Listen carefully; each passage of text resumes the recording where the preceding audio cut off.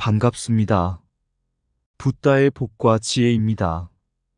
오늘 이 자리에 함께 해주신 모든 분들께 깊은 감사의 말씀을 드립니다. 우리가 살아가는 이 세상에서 고난과 어려움은 누구나 겪게 마련입니다. 하지만 부처님께서 깨달으신 진리는 우리 모두가 본래 부처이며 모든 중생 안에 부처님의 씨앗이 깃들어 있다는 것입니다. 이는 우리가 스스로 깨닫고 자각할 때 우리 내면의 불성을 발현하여 관세음 보살처럼 자비로 모든 이들을 도울 수 있다는 뜻입니다. 관세음 보살이 거친 파도와 어둠 속에서 우리를 지켜주듯 우리도 자각과 신심을 통해 고난을 극복하고 더 나아가 주변의 중생들을 도울 수 있습니다. 오늘 여러분과 함께 내가 관세음 보살이 되어 자비와 사랑을 실천하는 길에 대해 생각해 보고자 합니다. 각자의 마음 속에 있는 자비와 불성을 깨우쳐 모든 중생에게 기쁨과 평화를 나누는 삶을 살아가길 기원합니다. 자, 그럼 내 스스로가 관세음 보살이 되어 무중생을 도와줄 수 있게 된다. 그 여정을 함께 해볼까요? 어느 날 한 젊은 수행자가 부처님을 찾아와 물었습니다. 세상이 고통으로 가득 차 있습니다. 저는 왜 이렇게 고난이 많고 다른 이들도 마찬가지로 고통받는지 알 수 없습니다. 부처님, 어떻게 하면 저와 다른 이들을 구원할 수 있을까요? 부처님은 조용히 미소 지으며 젊은 수행자에게 말씀하셨습니다. 너는 무엇을 찾고 있느냐? 수행자는 곧바로 대답했습니다. 저는 관세음 보살처럼 남을 도울 수 있는 힘을 원합니다. 중생들의 고통을 덜어주고 싶습니다. 부처님은 고요한 눈빛으로 그를 바라보며 다시 말씀하셨습니다. 네가 관세음 보살을 부를 때 그 힘이 어디에서 오는 것이라 생각하느냐? 수행자는 곰곰이 생각했지만 대답하지 못했습니다. 그러자 부처님은 그에게 다음과 같은 일화를 들려주셨습니다. 한 어부가 있었느니라. 그는 늘 바다에서 고기를 잡으며 풍랑을 두려워하곤 했다.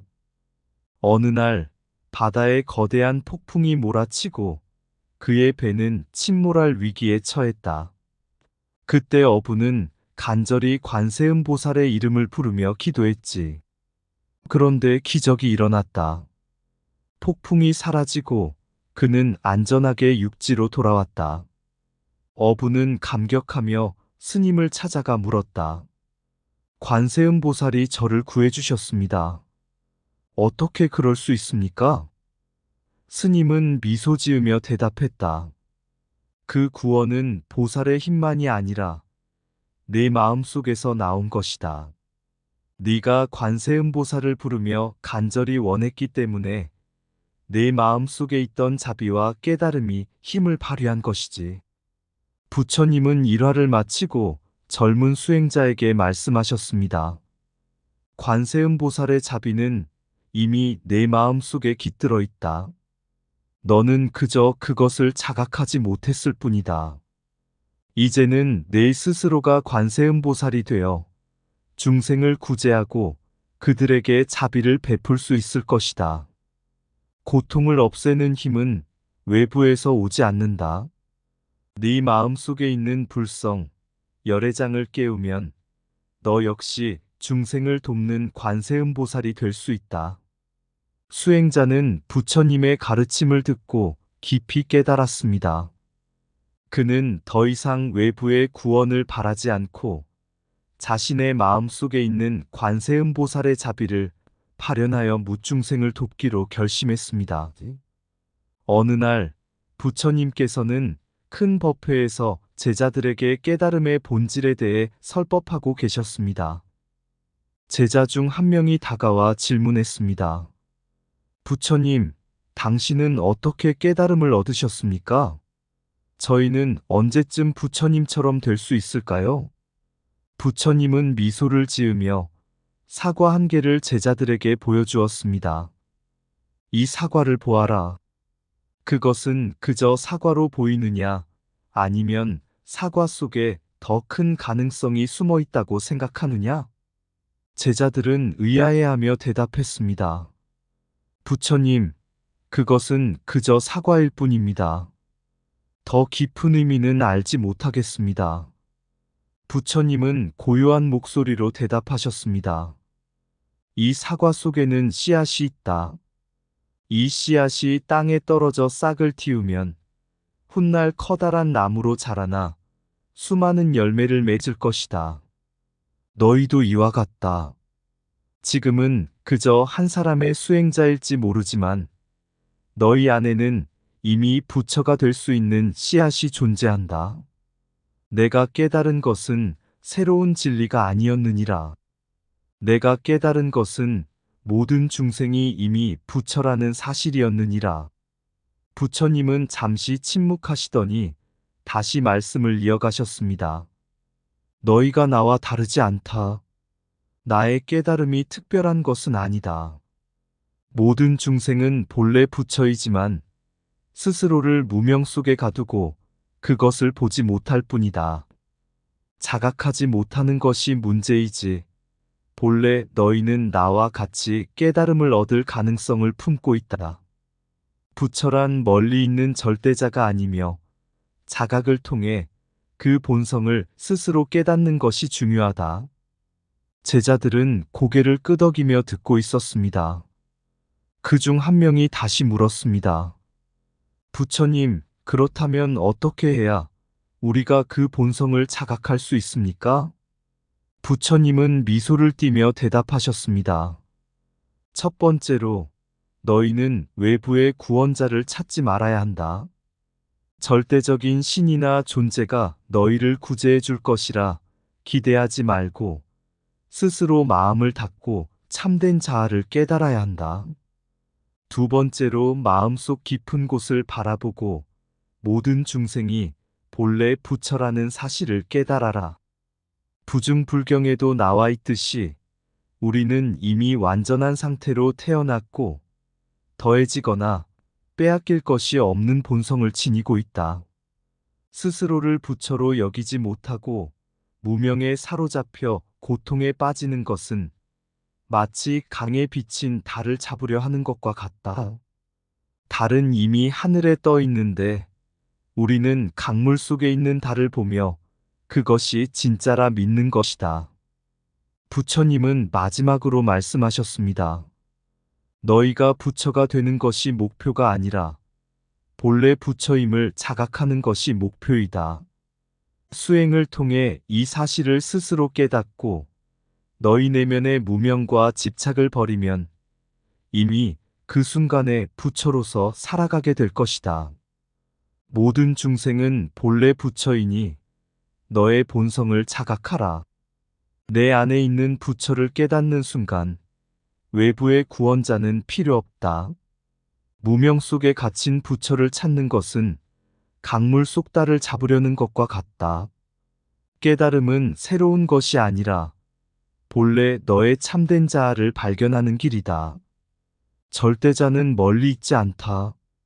너의 마음 속에 부처가 깃들어 있다. 모든 중생은 부처이므로 너 또한 부처임을 기억하라. 자각하지 못하는 한 무명은 계속해서 너를 가릴 것이다. 깨달음은 그 베일을 걷어내는 일이다. 부처는 나와 너, 우리 모두 안에 이미 존재한다. 너의 불성은 더해지거나 사라지지 않는다. 그저 자각하지 못하고 있을 뿐이다. 자비와 지혜를 실천함으로써 너의 참된 부처성을 깨닫게 될 것이다. 내 안에 부처를 믿는 것은 외부의 구원자를 찾는 것보다 더 큰 깨달음이다. 중생은 본래 고통 속에 있지 않다. 그것은 무명이 만든 허상일 뿐이다. 내가 깨달음을 얻은 것은 너희와 다르지 않다. 너희도 부처가 될 수 있다. 불성은 먼 곳에 있지 않다. 그대의 마음속 깊은 곳에 이미 완전하게 존재한다. 깨달음은 시작도 끝도 없는 자각의 여정이며 그 길은 내 안에 있다. 어느 날 부처님께서는 제자들과 함께 법회를 열어 보문품에 나오는 관세음보살의 자비와 가피력에 대해 설법하셨습니다.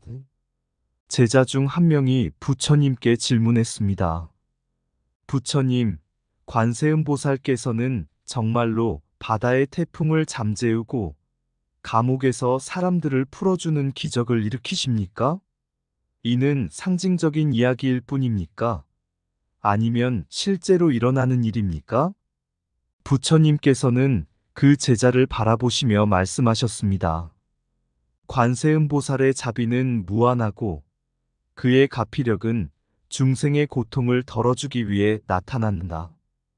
그가 보여주는 기적들은 단순히 외적인 일이 아니라 깊은 신심과 진정한 자각에서 비롯된 것이다. 내가 하나의 이야기를 들려주겠다. 옛날 한 상인이 배를 타고 먼 바다로 떠났습니다. 그는 진귀한 보물을 구해오기 위해 모험을 떠났지만 중간에 거대한 태풍을 만났습니다.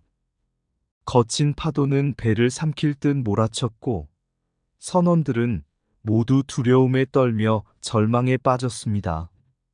상인은 죽음을 직감하고 아무리 힘을 써도 배는 방향을 잡지 못했습니다.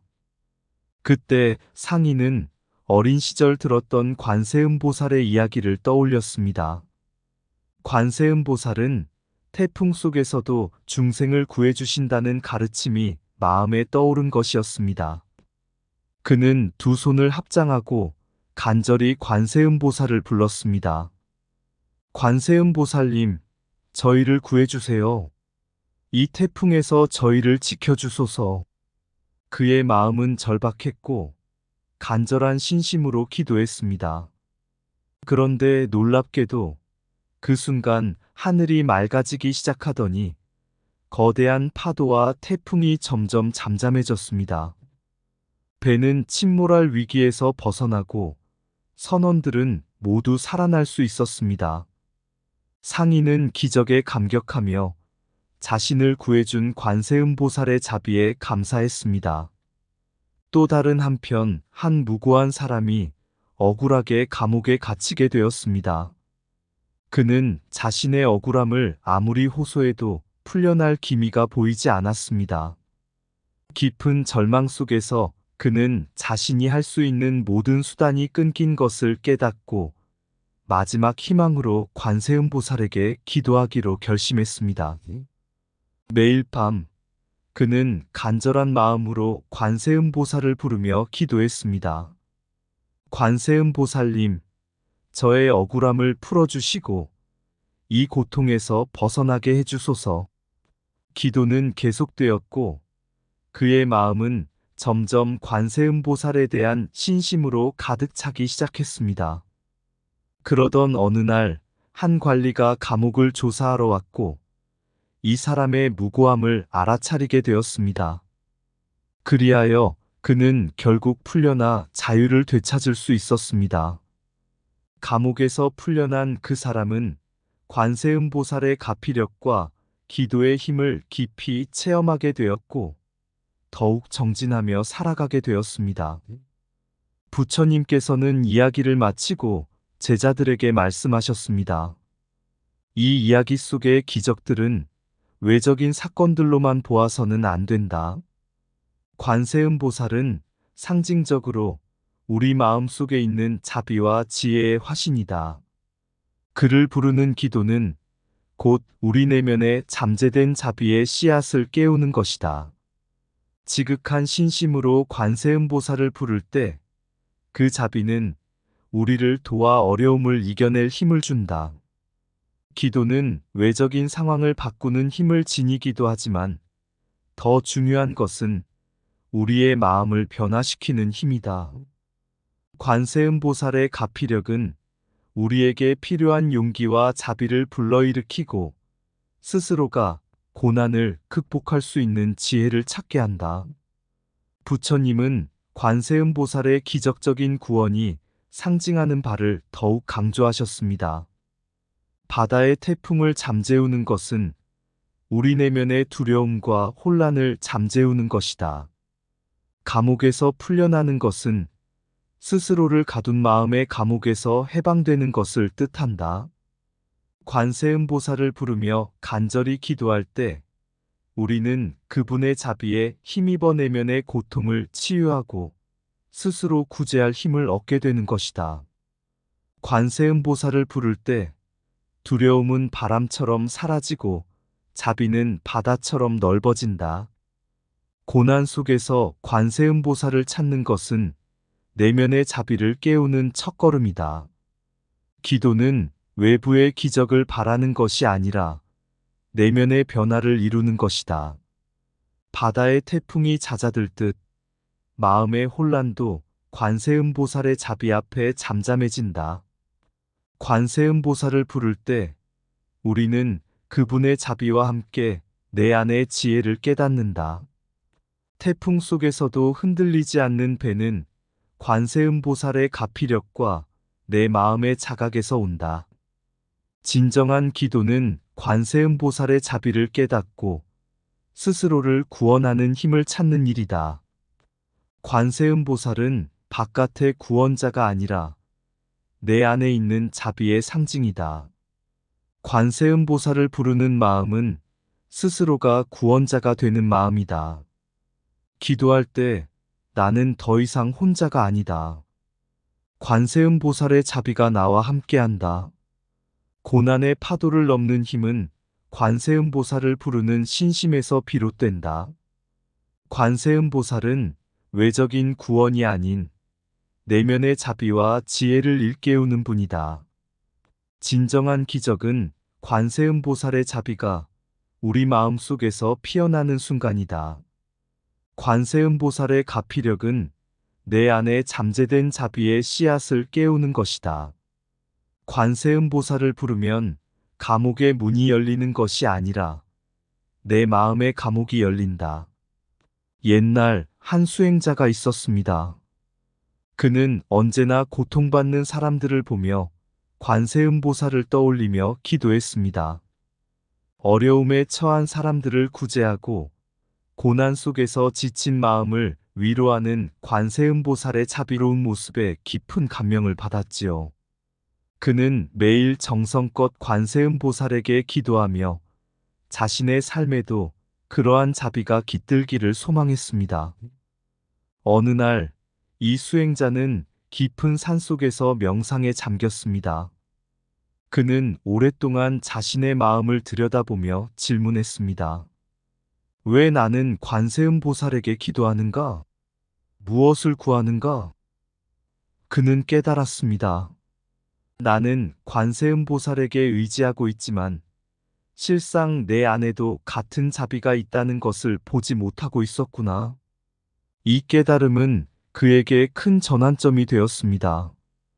그는 더 이상 외부의 관세음보살을 구하지 않고 스스로 관세음보살이 되어야 한다는 자각을 얻게 되었습니다. 나도 모든 중생처럼 불성을 지니고 있다. 열애장의 씨앗이 내 안에 있다. 이제는 나 스스로가 관세음보살이 되어 중생들을 돕고 자비를 나누어야 한다. 그는 이렇게 결심했습니다. 그 후로 그는 더 이상 구세주를 외부에서 찾지 않았습니다. 스스로 자비를 실천하고 모든 만남 속에서 관세음보살처럼 행동하려 노력했습니다. 사람들을 돕고 그들이 고통을 덜 수 있도록 마음을 열어주었지요. 수행자는 이제 단순히 관세음보살에게 기도하는 것이 아니라 그의 마음 속에서 관세음보살로서 살아가기 시작한 것입니다.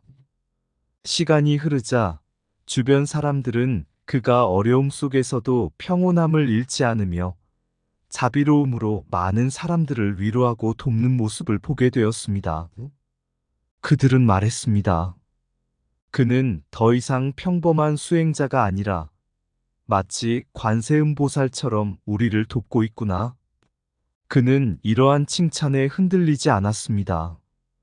관세음보살은 누구나 될 수 있다. 나도 처음에는 나약하고 고통스러웠지만 내 안의 자비와 불성을 깨달았을 뿐이다. 이제는 내가 이 깨달음을 다른 사람들과 나눌 뿐이다. 그는 이렇게 대답하며 더욱더 많은 중생들에게 자비를 나누었습니다. 이 이야기는 부처님이 가르치신 자각의 길을 보여줍니다. 모든 중생은 불성을 지니고 있고 스스로 관세음보살이 되어 중생들을 돕고 자비를 나눌 수 있습니다. 중요한 것은 외부의 구세주를 바라기보다 내 안의 자비와 지혜를 깨닫고 실천하는 것입니다. 열애장은 이미 우리 안에 있고 그 불성을 깨닫는 순간 우리는 새로운 삶을 시작하게 됩니다. 부처님의 가르침에 따르면 자비는 멀리 있는 것이 아니라 우리 내면에서 발견되는 것입니다. 우리가 그 자비를 발견하고 스스로를 구제할 때 우리는 다른 사람들에게도 그 자비와 기쁨을 나눌 수 있게 됩니다. 스스로를 깨닫는 순간 당신은 이미 관세음보살이다. 외부의 구원을 찾지 마라. 관세음보살은 당신 내면에 있다. 불성은 모든 중생에게 있다. 그것을 깨닫는 자가 관세음보살이 된다. 자비는 멀리 있는 것이 아니다. 내 안에서 자비의 씨앗이 피어난다. 고난을 이겨내는 힘은 내 안에 있는 관세음보살의 자비에서 비롯된다. 나는 관세음보살을 찾지 않는다. 나는 관세음보살로 태어난다. 열애장은 당신 내면의 자비와 지혜를 일깨우는 씨앗이다. 중생을 돕는 길은 내 안의 자비를 깨닫고 나누는 일이다. 자각의 순간 우리는 더 이상 중생이 아니라 관세음보살이다. 스스로를 구원할 수 있는 자는 이미 자비를 실천하는 자이다. 관세음보살은 외부에 있지 않다. 내 마음속 자비가 곧 관세음보살이다. 자비는 고요한 바다처럼 내 마음속에서 끝없이 솟아난다. 스스로 관세음보살이 될 때 당신은 모든 중생에게 자비를 나눌 수 있다. 자비의 씨앗은 이미 당신 내면에 심어져 있다. 이제 그것을 키우는 일만 남았다. 기도하는 것이 아니라 내가 기도의 대상이 되는 것. 그것이 관세음보살의 길이다.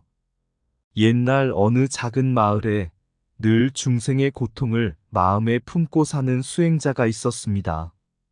그는 매일 기도하며 관세음보살의 자비로운 가르침을 깊이 새기고 자신도 언젠가는 그처럼 많은 이들을 구제하고 싶다고 소망했습니다.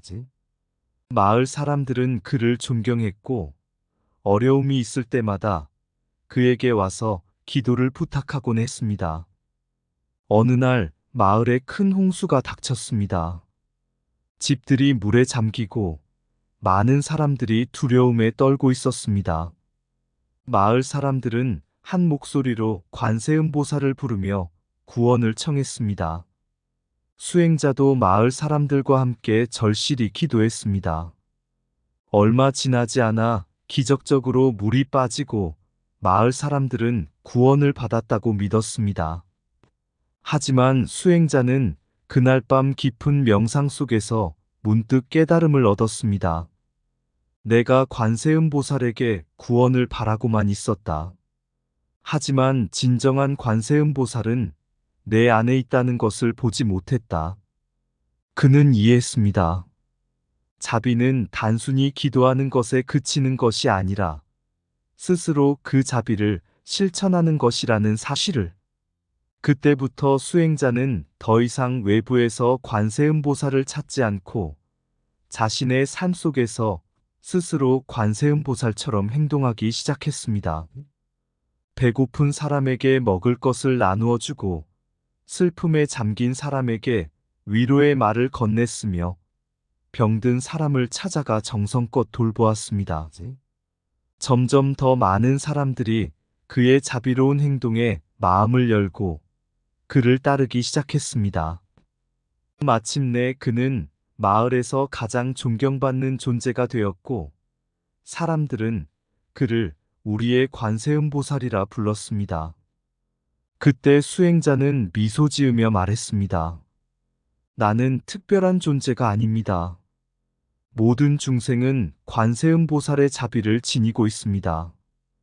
우리가 그 자비를 발견하고 실천할 때 우리 모두가 관세음보살이 될 수 있습니다. 부처님께서 가르치신 열애장의 진리는 바로 이것입니다. 모든 중생은 불성을 지니고 있으며 그 불성을 깨닫고 실천하는 자가 바로 관세음보살입니다. 자각과 자비는 외부에서 주어지는 것이 아니라 우리 내면에서 발견되는 것입니다. 우리의 삶 속에서 스스로 자비를 실천할 때 우리는 관세음보살이 되어 다른 이들에게 기쁨과 구원을 나눌 수 있게 됩니다. 이것이 부처님께서 말씀하신 자각의 종교, 그리고 내가 관세음보살이 되는 길입니다. 내 안에 조용한 바다, 자비의 씨앗이 숨쉬고 모든 중생의 아픔을 내 마음으로 품고 있다. 부처님이 말씀하셨듯 모든 중생은 부처라. 그 진리를 깨달은 순간 내가 바로 관세음보살. 흐르는 강물처럼 고난을 이겨내는 힘, 바람 속의 기도 소리, 내 마음의 깊은 울림. 어둠 속에서 길을 찾고 소외된 이의 손을 잡고 슬픔의 눈물을 닦아주며 자비로 세상을 물들인다. 내가 관세음보살이 되면 무너진 세상에 희망을 심고 내 주위의 모든 중생을 기쁨으로 감싸 안는다. 열애장의 불성, 모든 존재의 깊은 빛, 내 안에 관세음이 되어 자각의 길을 걸어가리. 자비의 길을 함께 나아가 세상의 고통을 함께 나누고 내가 나를 깨달아 모든 중생을 자유롭게 하리. 이 길이 부처님의 가르침, 자각의 종교, 자비의 길, 내가 관세음보살이 되어 사랑으로 세상을 변화시킨다. 이상 붓다의 복과 지혜였습니다. 오늘도 복지구족한 날 되세요. 구독과 좋아요는 붓다의 복과 지혜를 밝히는 큰 자비의 등불이 됩니다.